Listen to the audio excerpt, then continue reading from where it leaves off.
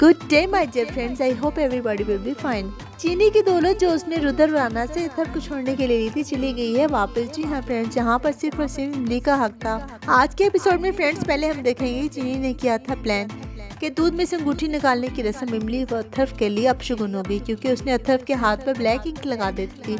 ऐसा ही होता है फ्रेंड्स, लेकिन अथर्व कहता है कि अब तो हो गई मेरी शादी, इससे बड़ा अपशगुन क्या होगा। इमली इस बात को बहुत महसूस करती है, लेकिन उसके हाथ पर लगी इंक को भी जब नोटिस करती है तो अपनी चादर से साफ कर देती है और कहती है कि लो अब शुगन खत्म हो गया। फिर रस्म दोबारा शुरू हो जाती है, जहाँ अथर्व जबरदस्ती करता है, इमली जीतती है, फिर दोनों में टाई हो जाता है।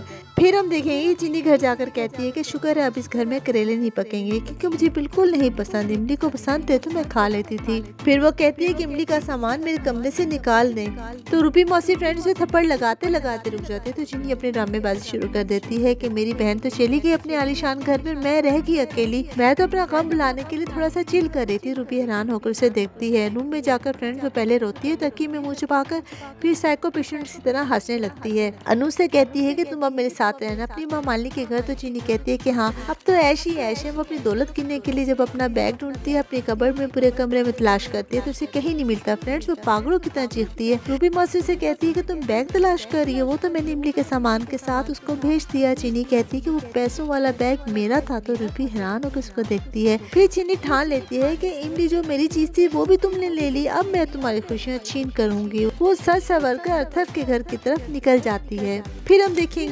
देखेंगे चीनी बहुत इंतजार करती है अथर्व का।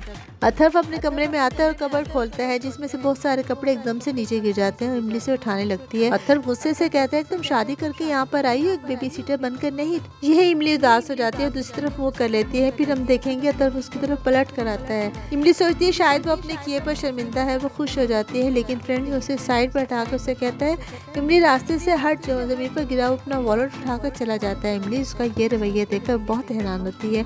फिर हम देखेंगे अथर्व को चीनी का फोन आता है फ्रेंड्स कि मैं तुम्हारा इंतजार कर रही हूँ बाहर। वो भाई जाने ही लगता है कि उसके पेरेंट्स उसे बाहर नहीं जाने देते। रुद्रवाना कहते हैं कि क्या बचपना है अथर्व, तुमने अपनी मर्जी से शादी की थी और खुद ही इमली की जिंदगी अब तबाह करने पर तुले हुए हो। तो अथर्व कहता है कि जिंदगी तो चीनी की भी तबाह हुई है। तो उसके पापा कहते हैं अगर मैं तुम्हें चीनी की सच्चाई बता दूं तो तुम कभी उसकी तरफ देखो भी नहीं। फिर वो जबरदस्ती अथर्व को रूम में भेज देते हैं। दूसरी तरफ हम देखेंगे इमली बहुत नर्वस है, इंतजार कर रही होती है अथर्व का। वो सोचती है कि मैं खुद ही बाहर जाकर देख लेती हूँ, इतनी देर हो गई है। जैसे ही वो दरवाजा खोलती है तो फ्रेंड्स अथर्व बाहर से आ रहा होता है, दोनों में टक्कर हो जाती है, दोनों गिर जाते हैं, एपिसोड खत्म हो जाती है। रिकैप में वही बार बार रिपीट हो रहा है कि इमली को फोन आता है कि अथर्व का एक्सीडेंट हो गया, तो इमली बाहर की तरफ दौड़ लगा देती है। Today I am not feeling well. If you like this video then kindly subscribe my channel and hit the bell icon so that you can get more interesting updates like this. Thank you so much. Take good care of yourself. Goodbye.